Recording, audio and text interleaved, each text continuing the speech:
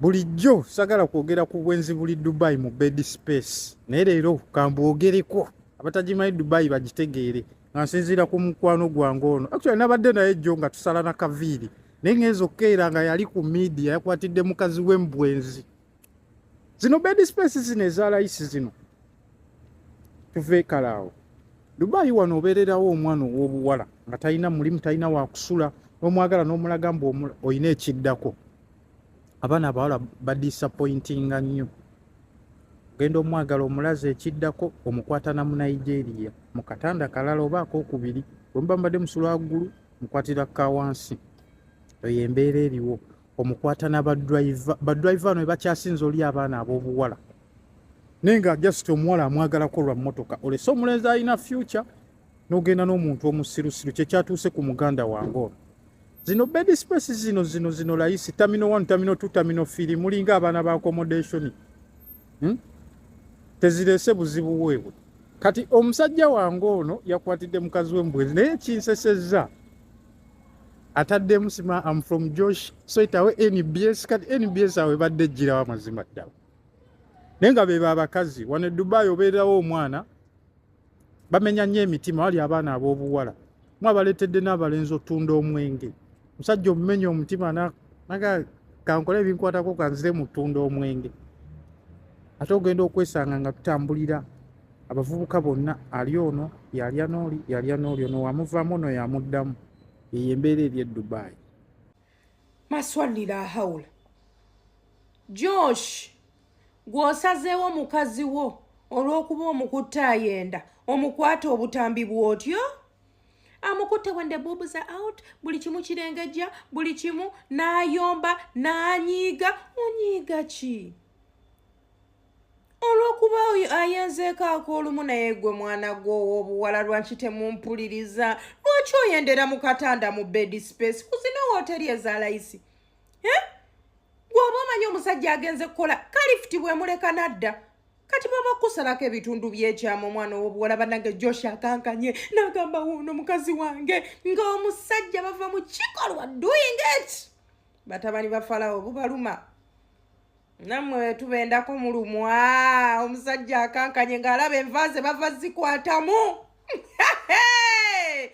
kaakati ab'e Dubai Russell Kaima Alain nyongera okubajjukiza temuddangamu okwenda noyendera mu katanda lwaki oyendera mu katanda ku zino loogi eza Aleese naye maama omwana ow'obuwala nno naawe ne weeyambula bw'otyo kakwiki tekabeera bwe katyo ne nampeera luli namugamba kwiki oyambulako kitundu set one time bakutte video the belly out obutiiti bwaffe buno kila kitu mabina iko inje what are you saying wamagsole solo omwana ow'obuwala naye toddayo mu Bedspace kati ate Josh ono omukazi bwonna ayagala okumuddira omaze omulaga ensi yonna kati abantu obawadde obutambi bwa bwereere ate omwana gw'olabisiza yakula bulungi ebbina kweriri ewato kweriri tutuyiko temuddamu kwendera mu Bedspace ye bannaye nga tugugumuse abantu b'e Dubai nga tugugumuse Shalujja gye muli Alain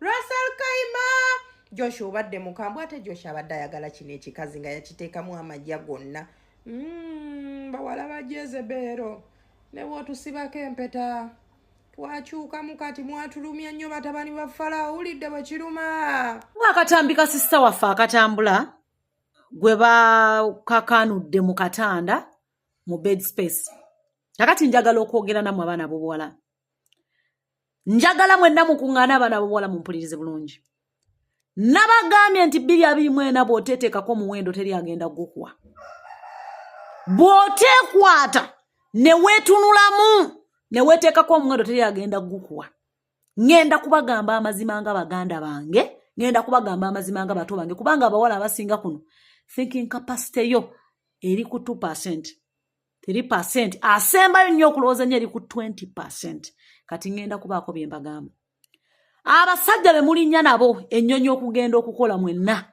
wano mukimanyi nti waba waagaana kitegeeza they are not well off omuntu atuuka okupangisa kye bayita ka Bedspace mwe mukolera obufumbo kitegeeza there is no future. This is the true story. tosobola kuŋŋamba nti omusajja akwagala mugenda kukola bufumbo alemu okulwana okufuna at least a hotel room mwasobola okuteeka ofuna kakadde afuna kakadde. Abawala abasinga you don't look beyond. Mutunuulira nnyo ebintu bya kumpi era y'ensonga lwaki relationships nyingi zikya breakinga. Tosobola kera kumacha nova n'omuntu e Uganda ng'okimanyi bulungi nnyo mwenna mwagenda kukolera kakadde oba bukadde bubiri agenda kuwasiza mu bed space, that is marriage. Ebintu ebimu mubyereetera newankubadde ebitundu by'ekyama tebiwummula bibakonderera buli ddakiika, but still you can stand as a woman and you wait. Bannange Bulaaya bwegaana osobola okudda ewaka n'otandika ne miliyoni emu oba bbiri n'obaako kyokola. One thing about women abalinnyeko ku nnyonyi, you don't want to swallow the pride. Ffe tukimanyi nti n'abali mu US n'abali mu UK n'abali Germany wa yonna gye bali si buli muntu nti ali bulungi. It is only the camera that shows the goodness, not the bad side. Abawala bangi muli mu kukolera ddala ensobi. Owooza ndi mu kudeetinga musajja ali ku kyeyo sijja kukola. Ffe we tukeerera ssaawa 11 n'ogenda ku mulimu. Tosobola kubanga omusajja alina ekyamaanyi mu bulamu bwo n'oyendera mu katanda obutanda nga yakubeezaawo. Tekisoboka. Era naawe oba okimanyi nti talina future. Akasente kakuwa tekamala weetaaga sente nnyingi. Era kino nkigamba abakazi mwenna. Tewaliwo sente musajja gy'agenda kuwa egenda kumala ne bwana bazikwatira mu $. Work. Earn respect to yourself before they respect you back. Bw'otatulwa ne weebuulira ne weebeeramu n'obeera omukazi eyeebuuliriddeko ng'omuntu, no any man is going to respect you on social media. Mwenna mukimanyi buli alinnyo ennyonyi okugenda ku kyeyongo gyeko ba businessmen abagenda okugula ebintu e Japan, China, UK, US ne babireeta wano. Bijjira ku nnyonyi ebimu ku mmeeri. Muganda wange buli gw'olaba avudde wano ng'ali ku TikTok kuno. Abasajja bonna abaliko n'abakazi abaliko mwenna mwagenda kunoonya kiddako nga wano kyagaana.